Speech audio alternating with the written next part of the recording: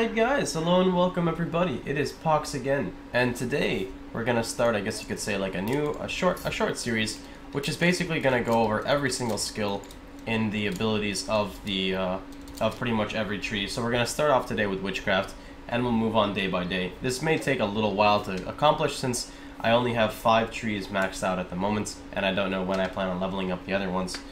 With that being said, let's go ahead and check it out. So how are we going to do this? I guess we'll just respec sorcery and put a point into everything here.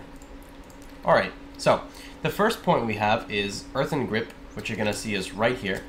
Earthen Grip calls forth a hand from the ground to hold an enemy inflicting a snare for 19.8 seconds. This would be max level. Everything in here is replicated. It's max level.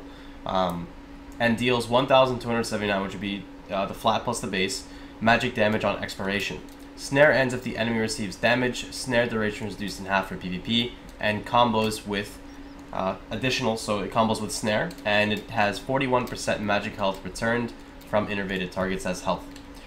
One thing to note is Earthen Grip normally has a cast time. However, if you have the last point in Augment Witchcraft, it makes it insta-cast. Or if you have Drop Back eliminates the cooldown as well. So here's Earthen Grip. The really nice thing about it in PvE scenarios is you can keep a mob permanently earthen rooted. The only thing is, I think maybe if you stack it a couple times they may get immunity. I'm not really sure, but it's very nice. It's got very nice detail. I will be running the game on max settings later on. We should have a new graphics card coming in here in about a week, so I'm pretty excited for that. But just to, like I said, to confirm here, it's really good the way it works. So I think that actually did the bonus damage because they were rooted. I think, maybe? Let's test it again to see. So you can see the target's taking no damage at all, and then it'll expire, and boom, the damage. Now, if you were to grip them, and then you auto-attack, it'll break it, but the damage will not actually be there. So that's one way you can see. You have to be a little careful on using it as a damage source, depending on how you're using it for PvP. So that would be Earthen Grip. The next skill is Innervate. Innervate is a very, very, very important skill for PvP and for PvE. So Innervates deals 751, it's an insta-cast, 18-second cooldown, range 20 meters. Deals, a small amount of damage. However, it burns mana from targets, reduces the healing received, increases the durations of stuns and trips by 30%.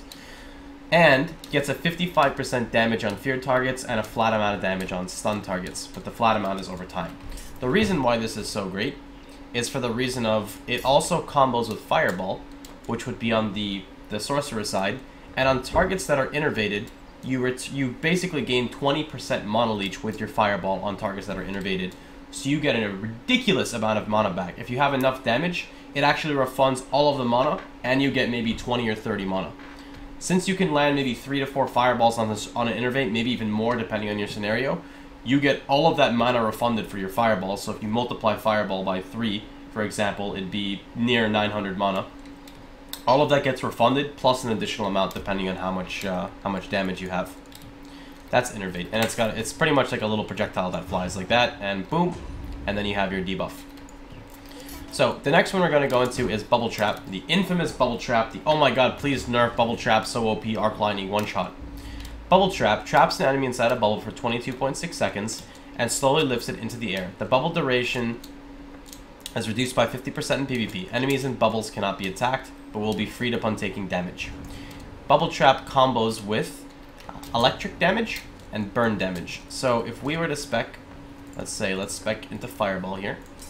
We're going to go ahead and target him, and then we're going to throw a bubble, and bubble will go. Because of the combo, they're going to fly super, super high, and because of that, they're actually going to take pretty much half their life in fall damage. You can see when it breaks, and boom.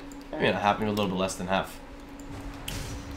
And for some reason, we are getting attacked here, and we're not in a proper spec, which is very unfortunate because I can't fight them because I'm not in a PvP spec right now.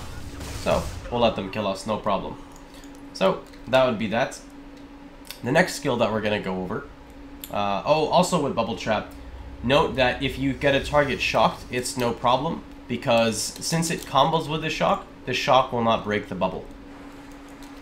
The next thing we have is, I guess I'll do the passives last, is Insidious Whisper. Insidious Whisper inflicts a fear on an enemy and causes it to flee from the caster for 5.5 seconds. Effect ends when the target takes damage. It combos with Burn, which extends the duration by another 1.5 seconds. It has a very short cast time and can be line of sighted along with Bubble Trap. Forgot about that. That's one thing I guess I could mention as well. So Bubble Trap, you can shoot it and it's perfectly fine. After you shoot it, life is all good. When the projectile flies, it will meet and it will deal the damage. Or pretty much whatever. Fireball and Arc Lightning and stuff, when you're casting it, you can't line of sight it. Like, once you get the thing casted, it will go and it will meet and it'll deal its damage. But, like I said, things with, like, Insidious Whisper and Bubble Trap, if you line of sight, like, you run behind as I'm casting, it'll get interrupted. But now, when the projectile actually hits, goes in motion, it cannot be interrupted. Alright, so then we have, like I said, Insidious Whisper, which is a single target fear. And it says it breaks upon damage, but certain damage won't break it. I think you need to hit a certain damage threshold. I'm not 100% sure on what is required to break it, but there are certain things that'll break it and certain things that won't. Next we have Purge. Purge removes one negative effect and increases magic defense by 25% for 3 minutes. On enemies it removes one buff, and it can combo with Shackle, which you can see you can shackle with Shadow Smite to lead into a 4-second silence. Now, the great thing about it is since it lasts 2 minutes and has a 30-second cooldown, you can keep yourself and allies buffed with 25% magic defense. It's also really great against casters who are also Witchcraft that are fear immune and sleep immune. You can use it to try to purge off their awakening, which we'll go into later. The next one is Play Dead, which is really great because it's an aggro drop. So what Play Dead does essentially is it allows the caster to play dead. To escape danger, caster can revive at any time, restores 1% health and mana every second for the duration effect when it ends. But like I said, it drops aggro. So in PvE scenarios, if you pull threat, for example, you'll have a target, you'll pull another target, you can pull another target, and immediately, I don't know how he just blinked, you can just drop threat, and it's all gone. It's pretty cool, and you heal 1% per second of mana and life, which is really cool actually, because you can hit your potion, not your potions, your like overtime food, and then play dead at the same time, and boom, or you accidentally aggro too many things. Boom. I'd recommend you do not use this skill in PvP. There are actually ways of using it that are legit. But aside from that, just be careful about how you use it because it's a little special. Then we have Courageous Action, which awakens yourself. However, it doesn't actually awaken you. It just puts the buff on you that does not allow you to be feared and slept. It does not actually awaken you. So if you are slept or you are feared, you cannot break it with this skill. You may be able to break it on someone else. I'm not sure, but I do know you can have this, on multiple targets or multiple players. Next up is Lassitude. Saps the target's metal, causing them to become fatigued and fall asleep for 18 seconds after 3 seconds. So you basically shoot the skill off. After 3 seconds, the target will fall asleep for 18 seconds, and then duration goes up with chill. The only thing about this you have to pay attention to is an auto attack will break this. So if you're up in melee doing Lassitude, there is a chance that it may get messed up due to you auto-attacking or something by accident. Okay, next up is Banshee's Wail, which is a PB AoE. PB AoE means point blank, meaning the second you hit it, it'll immediately go off. And it's very cool because it causes fear in an AoE, and after the fear, it leads into a stun, which is really, really, really cool. So, here's the AoE fear on a target that was immune because it's trying to reset. Okay, we'll go back to Banshee's Wail then. I apologize about that. Next up, we have Focal Concussion. Focal Concussion is awesome because it deals damage up front, then it deals damage after. It also removes a buff, and it's a stun. It doesn't remove all. Focal Concussion says removes all other status effects and deals etc. damage, but it does not do that. It actually just does it once. It only removes one. So here's Focal. You can see 490, and that's it. It didn't do the damage after. It's really weird the way it's explained. I've had it do damage after sometimes because I've had it break Lassitude. Sometimes it does, sometimes it doesn't. I'm not really sure 100% how this one's worded. And here are the Quebec people. Not really sure who these people are. They're going to kill me again. It's very interesting.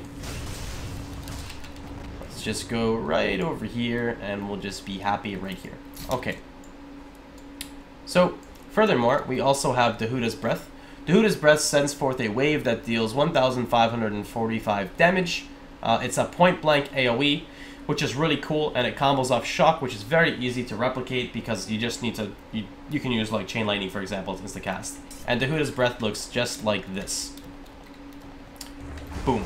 Now, some problems with Dahuda's Breath is that it is a, so did I say point blank area? I apologize. It's a cone shape. Which means the problem with cone-shaped abilities like that is that you could very easily miss a target, because if you shoot it and they sidestep, they dodged it, and that's about it. The other cool thing, to mention about Focal Concussion, Dahuda's Breath, Insidious Whisper, Banshee's Wail, and Bubble Trap is that these are all interrupts. Dahuda's Breath is a knockback that interrupts channeling and casting. Focal Concussion is a stun. Bubble Trap is a bubble. Banshee's Wail is a fear. And then you have Insidious Whisper, which is a fear. And let's go show you guys Banshee's Wail as well. So we're going to go ahead and go over here, and we'll use our Happy Face AoE. There's Banshee's Wail. And you can see it goes into the fear, and after the fear it goes into a stun, and after the stun, then they're all happy. Now, then we have the passives to go into. So the first passive would be Folding Time, which decreases cast time for all skills by 6%. That's really good for cast times, of course. You know, decreasing cast time on long casts, like on pretty much on, I guess, Sork's side. There's not too much in here. There's Bubble Trap, and I think that's it. Everything else is pretty much instant in the Witchcraft tree. Then you have Magic Detection, which increases your defense passively and decreases the range for magic damage. I'm not 100% sure what that second part is. It may be that it decreases the range from the minimum to the maximum. That part I cannot guarantee. It seems a little awkward on the wording. Mitigation decreases all damage by 30% for 3 seconds after a melee or range critical hit. That's a very, very, very good passive. Pretty much like with Dark Runner Burst, or even Primeval Burst sometimes, you get hit by like that weak hit that ends up critting you, and that crit then procs mitigation, for example, that reduces your damage, the damage intake by 30%, which is really great. As you can see here, there's a couple people that dislike me and are trolling me, and I guess try to prevent me and grieve me from doing stuff. That's just the usual. It's okay. It's okay. You let them have their stuff or their time. So the next thing to note, once this game loads, put this on our SSD, it'll be much quicker. Come on, you can do it. Almost there. Almost there, guys. I apologize with the delay and the distraction. It's unnecessary, but it happens in an open world PvP game. Probably should have done this in a safe zone. We'll use our head next time. Alright, so then we have Baleful Recharge, which converts 3% of the damage inflicted to an enemy back to mana, which is essentially 3% Mono Leech, which is very nice. It's very good for sustain. It's not really necessary for PvP. And then at last we have Augment Witchcraft, which increases the duration of Earthen Grip, Bubble Trap, Insidious Whisper, Lassitude, and Banshee's Wail by 20%. Very important passive because, one, as I said, it makes Earthen Grip instant, and the second thing is, in PvP, when you fight casters who have, or anyone who's wearing cloth gear essentially, they innately have 30% decreased duration of debuffs. So all of your debuffs, you know, your fears, your CC is reduced by 30%. This kind of remedies and makes it, you know, 10% essentially if you minus it. But it's still very, very, very annoying. But with that being said, I hope you guys enjoyed. If you guys want me to go in depth with anything else, let me know. Anything you dislike, let me know so I can work on it. I'll wait a couple days before I do my Occultist one, my Vitalism one, my Sorcery one, and my Shadowplay one. But with that, I hope you guys enjoyed it. And I hope to hope to see you guys all tomorrow. Take care, everybody.